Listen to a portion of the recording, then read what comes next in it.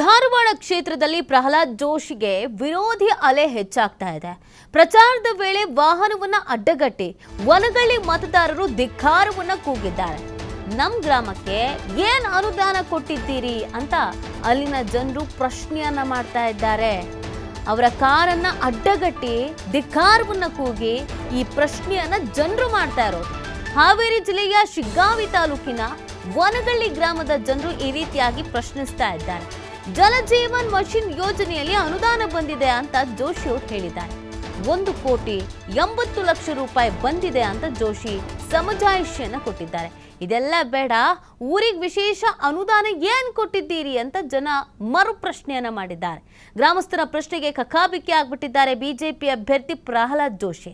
ನಿಮಗೆ ಯಾಕೆ ವೋಟ್ ಹಾಕಬೇಕು ಅಂತ ಮತ್ತೆ ಜನರು ಪ್ರಶ್ನೆಯನ್ನ ಮಾಡಿ ಕಿಡಿಕಾರಿದ್ದಾರೆ.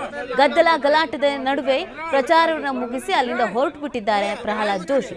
ಸಾಮಾಜಿಕ ಜಾಲತಾಣದಲ್ಲಿ ಈ ವಿಡಿಯೋ ಇದೀಗ ಸಿಕ್ಕಾಪಟ್ಟೆ ವೈರಲ್ ಕೂಡ ಆಗ್ತಾ ಇದೆ.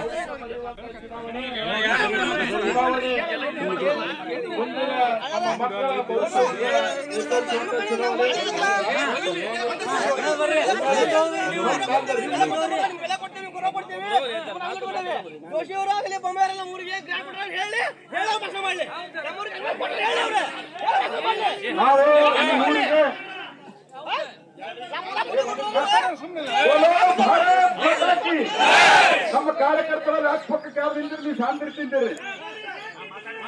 ನಾನು ಒಂದು ಮಾತು ಹೇಳ್ತೇನೆ, ಇಡೀ ದೇಶದೊಳಗ ಜಲಜೀವನ್ ಮಿಷನ್ ಶುರುವಾದಾಗ ನಮ್ಮ ಹಾವೇರಿ ಮತ್ತು ಧಾರವಾಡಕ್ಕೆ ಮೊದಲು ಹಾಕಿಸಿ 1 ಕೋಟಿ